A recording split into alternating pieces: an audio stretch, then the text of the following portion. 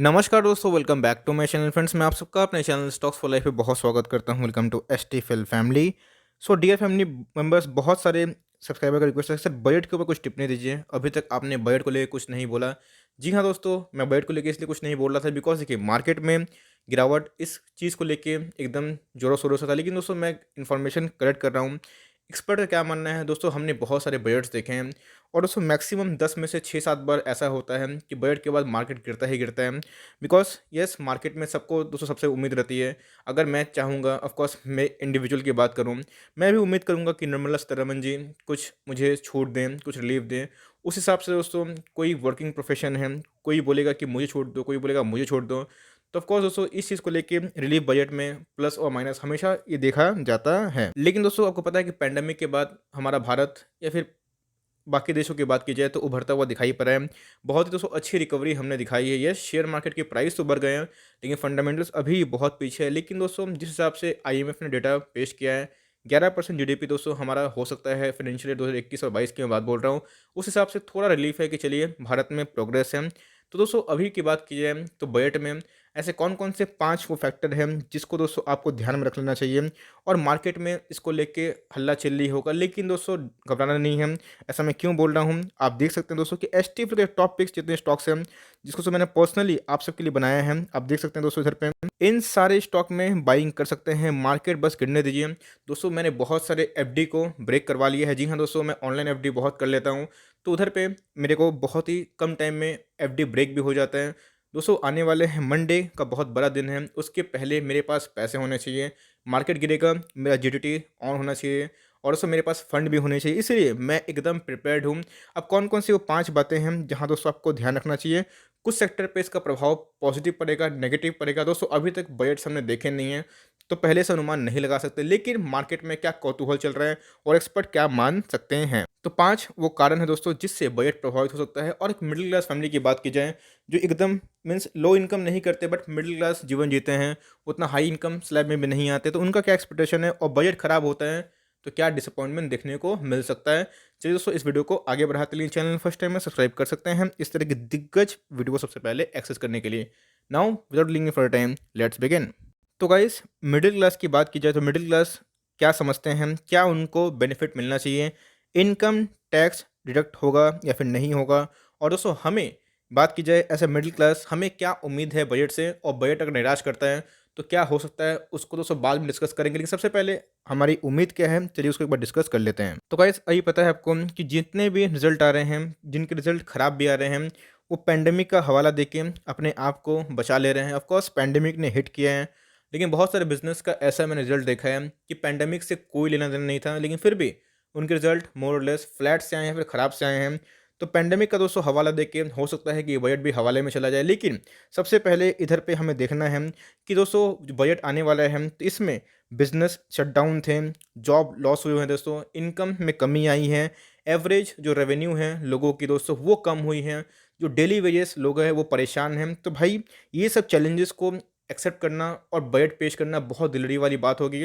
और दोस्तों इंडिया जैसे डेमोक्रेसी कंट्री में अगर थोड़ा सा ऊंच नीच होगा तो विपक्ष पूरा लाइक कोहराम मचा देंगे, और ऑफकोर्स दोस्तों डेमोक्रेसी में ये होता ही है। तो ये इनके लिए बहुत बड़ा चैलेंज है बिकॉज दोस्तों पूरी भारतीय मार्केट छोड़ी दोस्तों, पूरा अमेरिका जो है या फिर जो फॉरेन से पैसा लेके आते हैं उनकी भी दोस्तों नज़र रहेगी कि निर्मला जी कैसा बजट पेश करती हैं। सबसे पहले दोस्तों जो उम्मीद है मार्केट में मिडिल क्लास को, आप देख सकते हैं कि the government could look at providing deduction for expenses incurred by salaried employee while working from home in the upcoming budget as it looks forward to boosting demand। दोस्तों अगर आपके हाथों में मैं पैसा दे दूं, आप क्या करिएगा, आप खर्च करिएगा। जी हाँ दोस्तों, आप खर्च करिएगा। अगर दोस्तों मैं आपको 2,000 या फिर 5,000 रुपये दे दूं तो ऑफकोर्स अगर आप एक लाइक नॉर्मल एक यंग बॉय है 25 साल के नीचे, ऑफकोर्स आप कहीं घूमने जाएंगे, कहीं कुछ शॉपिंग करेंगे, उसके लिए आप पैसे खर्च करेंगे। या तो दोस्तों आप ऊबर से जाएंगे या फिर दोस्तों आप लाइक जाके कोई सामान खरीदेंगे, उसके लिए पेट्रोल का यूज़ होगा, या फिर अपने फ़ोन में आप नेट रिचार्ज करवाएंगे हाई स्पीड का। तो सब जगह से दोस्तों अगर आपके हाथों में पैसा दिए जाए, वही पैसा दोस्तों रोल बैक होके कहाँ आता है, इकोनॉमी में आता है। तो लोगों का डिमांड यही है कि भाई इनके जो टैक्सेस हैं उसमें थोड़ी कमी हो और उसको थोड़ा डिडक्शन हमें मिलना चाहिए, ऐसा मिडिल क्लास का मानना है। जहाँ पे एक्सपेंस भी थोड़े से लाइक अगर बढ़ते हैं तो इट्स ओके, लेकिन हाथों में पैसा आना चाहिए जहाँ दोस्तों यूएस ने स्टिमुलस दिया है। आपको पता है कि सबके अकाउंट में पैसे घुस गए थे और ये दोस्तों एक ऐसी प्रतिक्रिया होती है जहाँ पे सबके हाथ में लिक्विडिटी दिया जाता है। लेकिन एक्सपर्ट की मानी जाए और दोस्तों मेरे को भी लगता है उतना हाई एक्सपेक्टेशन रखना बिल्कुल भी व्यर्थ है, क्योंकि देखिए मार्केट में दोस्तों ऑलरेडी सारे न्यूज़ हैं, फिजिकल डेफिसिट पूरे गवर्नमेंट के भरे हुए हैं।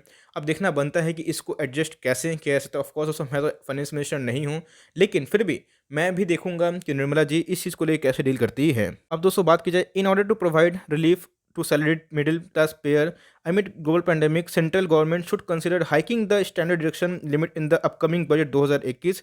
तो हो सकता है दोस्तों कि कुछ कुछ ऐसा डिडक्शन है जहां पे लग्जरियस आइटम पर टैक्स बढ़ सके।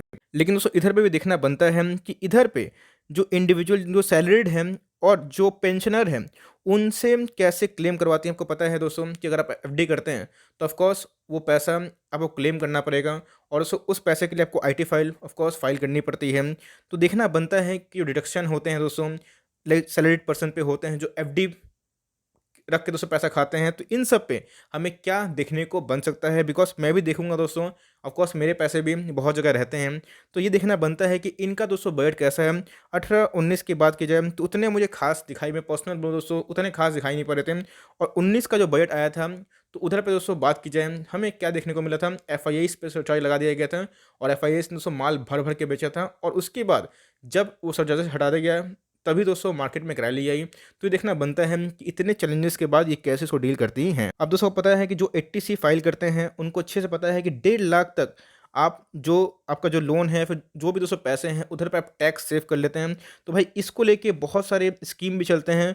तो अगर दोस्तों उसमें कुछ भी उतार चढ़ाव होता है तो बहुत सारे यूलिप के प्लान, जी हाँ ध्यान सुनिएगा दोस्तों, यूलिप के प्लान या फिर बहुत सारे म्यूचुअल फंड के स्कीम भी दोस्तों झटका खा सकते हैं। और इधर पे अगर ऐसा होता है तो हो सकता है कि म्यूचुअल फंड जैसे अच्छे अच्छे स्टॉक को भी दोस्तों पिटाई देखने को मिले। इसलिए देखिएगा कि 80C के ऊपर क्या कमेंट्री आती है। नॉर्मल रहा सब कुछ ठीक है, लेकिन अगर नहीं रहा तो भाई सब कुछ चंगा नहीं सी। और दोस्तों उधर पे हमें पिटाई में भी देखने को मिल जाए। और दोस्तों मैंने बताया कि बहुत सारे होम लोन्स हैं, एफडीज है, प्रोविडेंट फंड है, प्रिंसिपल पेमेंट है, ये सब दोस्तों 80C के बाद आपको पता है क्लेम क्लेम किया जाता है। और दोस्तों इसकी लिमिट बहुत लोग मान रहे हैं कि भाई 1.5 लाख से बढ़ा के 2.5 से 3 लाख कर दिया जाए, जहाँ पे एक पैसा सेव हो और उसके ऊपर कोई टैक्स देना ना पड़े।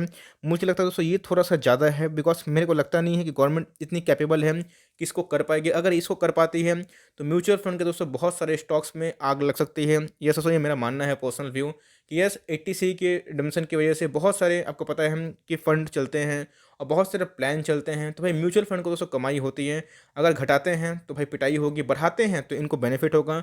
तो कौन कौन से स्टॉक म्यूचुअल फंड के हैं आपको ध्यान थोड़ा दे देना चाहिए। उसके बाद बात की जाए दोस्तों, ये बहुत ही इंपॉर्टेंट पॉइंट है। आपको पता है कि एसटीएफएल का सुपर टॉपिक है SBI life, HDFC life, Bajaj Finserv दोस्तों बहुत अच्छा स्टॉक है। तो ग्लोबल पैंडेमिक ने ये बात तो साबित कर दी है दोस्तों कि हेल्थ इंश्योरेंस अब एक नेसेसिटी बन चुका है। ये कोई लग्जरी प्रोडक्ट नहीं आता है। अब देखना बनता है दोस्तों जो हेल्थ इंश्योरेंस कंपनियां हैं उनको लेके क्या इनकी प्रतिक्रिया है। बिकॉज जिस हिसाब से पैंडेमिक ने हिट किया है तो in order to protect life the need for insurance and significantly increase. Several companies have made health insurance cover mandatory for their employees. In view of this situation the government may increase the upper limit on health insurance premium under the section 80D। तो guys अगर health insurance के जो sector है उसको boom करना है तो इनको कुछ रिलीफ देना पड़ेगा और उसको मैंडेटरी तो बनाना है, बहुत सारी कंपनी बना ही दी है। लेकिन देखना बनता है कि इसको लेके 80D के अंतर्गत ये क्या करती हैं। अब दोस्तों 80C 80D क्या होता है इसको समझाने के लिए कभी मैं आपको पूरा आपको जो इनकम टैक्स स्लैब है दोस्तों वो सिखाना पड़ेगा कि कहाँ आप क्लेम कर सकते हैं नहीं कर सकते हैं। ये बहुत ही झमेला वाला काम है, लेकिन फिर भी दोस्तों मैं ज़रूर आपको सिखाने की कोशिश करूँगा। तो एनीवेज आप देख सकते हैं कि अगर इंश्योरेंस कंपनी को कुछ राहत मिलती है तो एचडीएफसी जैसे स्टॉक, लाइफ की मैं बात बोल रहा हूँ, SBI life, Bajaj Finserv, ICICI Prudential, इन सब में एक भयंकर रैली देखने को मिल सकती है। लेकिन दोस्तों ड्रॉबैक क्या है, आपको पता है कि निर्मला जी पूरा सोच ली है कि डाइवेस्टमेंट करना है तो एलआईसी कहीं दोस्तों आईपीओ घोषणा ना हो जाए। जी हाँ दोस्तों मैं वही सोच रहा हूँ कि अभी तक तो देखने को नहीं मिला है, लेकिन कहीं दोस्तों एलआईसी का आईपीओ घोषणा ना हो जाए। बहुत सारे फटाफट दोस्तों बहुत सारे पीएसयूज की बात की जाए डाइवेस्टमेंट देखने को मिल रहे हैं। अब देखना बनता है कि ये दोस्तों 5 मोटे मोटे फैक्टर्स हैं जहाँ पे हम लोगों को नज़र रखना चाहिए। तो इन सब फैक्टर पे आप नज़र रखिएगा तो ऑफकोर्स आप इकोनॉमी को धीरे धीरे समझ जाइएगा। और दोस्तों इकोनॉमी और शेयर मार्केट में सीधा संबंध है दोस्तों। एसएम की बात की जाए शेयर मार्केट और से इकोनॉमी, तो इधर पे अगर आप देखेंगे तो ऑफकोर्स एक बहुत ही इंपॉर्टेंट चीज़ है आपको सीखने के लिए कि मार्केट कैसे बिहेव करता है। ऑफ कोर्स डिसअपॉइंटमेंट फील होता ही है और मार्केट दोस्तों बाद में इसको एक्सेप्ट भी कर लेता है, मोर और लेस उतना रिएक्ट करता है, बाद में दोस्तों वो मान भी जाता है। तो यही होता है, बस शॉर्टेस्ट लुक एक बहाना चाहिए। इसलिए मैं बोल रहा हूँ कि पैसा रेडी रखिएगा और जहाँ पे दोस्तों आपको एमओएस मिले, मैं कितने बार दोस्तों आपको अच्छे स्टॉक का एमओएस बताता हूँ और उस लेवल पे आता भी है, आप इस चीज़ को मानते हैं। लेकिन यस, अब दोस्तों उससे भी कभी कभी नीचे चला जा रहा है, तो ये बात ध्यान दीजिएगा।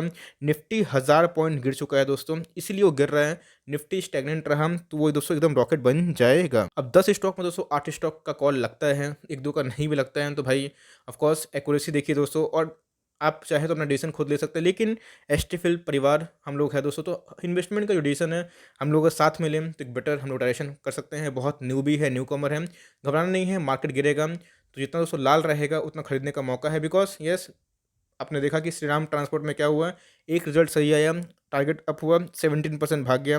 उसी समय डरना नहीं है, मार्केट खत्म नहीं होगा और दोस्तों रिकवरी बहुत तेज हो रही है और अभी माल रिटर्न नहीं मिलता है तो 21 और 22 के बाद मिलेगा। लॉन्ग टर्म निवेशक है, हम 10 से 15 साल का सोच रहे हैं, तो भैया ये सबको छोड़ दीजिए। और इन सब में दोस्तों हज़ारों बजट आए, हज़ारों बजट गए, मार्केट गिरता है, भागता है, सरकार आते हैं, सरकार जाती हैं, तो भाई घबराना नहीं है और हमें सिस्टमेटिक बाइंग करते रहनी है। और जहाँ हमें मार्जिन दिखाई पड़ता है, लेकिन यस, हाथ में कैश होना चाहिए। तो शॉर्ट टर्म पोर्टफोलियो में अगर अच्छा खासा प्रॉफिट में है तो बुक कर सकते हैं दोस्तों। डिस्क्लेमर, शॉर्ट टर्म पोर्टफोलियो के बाद बोल रहा हूँ, लॉन्ग टर्म में छेड़छाड़ नहीं करना है। तो छोटी सी अपडेट थी कि मिडिल क्लास क्या समझता है और ऑफ कोर्स दोस्तों मार्केट इसको लेकर जरूर ऐड करेगा। तो यस, मार्केट में जो पैनिक जो क्रिएशन है, नर्वसनेस है, एक बहाना है दोस्तों, घबराइएगा मत। लोगों को लगा था कोरोना में आदमी ख़त्म ही हो जाएगा, लेकिन आप देख सकते हैं कि नया हाई बना दिया। यही है दोस्तों स्टॉक मार्केट, लोग आपको मना करेंगे, खुद ही खरीद लेंगे, इस बात का ध्यान रखिएगा।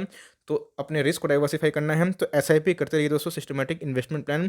यही छोटी सी चीज़ थी बजट को लेकर, दोस्तों मैंने बताया। और कल या परसों बजट के दोस्तों ऊपर स्टॉक लिस्ट आएंगे जिसमें कुछ डिफेंस के स्टॉक भी रहेंगे। आई होप दोस्तों ये वीडियो आपके लिए हेल्पफुल था, अच्छा लगा होगा तो एक लाइक कर दीजिएगा और चैनल फर्स्ट टाइम है दोस्तों याद से सब्सक्राइब भी करना ना भूलें। फर्दर कोई डाउट है उसको जरूर ड्रॉप करिएगा और कोई स्टॉक में प्रॉब्लम है दोस्तों, रिव्यू चाहिए, उसका नाम भी ड्रॉप करिएगा। I would love to make a video on your demand. तो गाइस मिलते हैं जल्दी ही, तब तक के लिए bye, thanks for watching friends, God bless you all.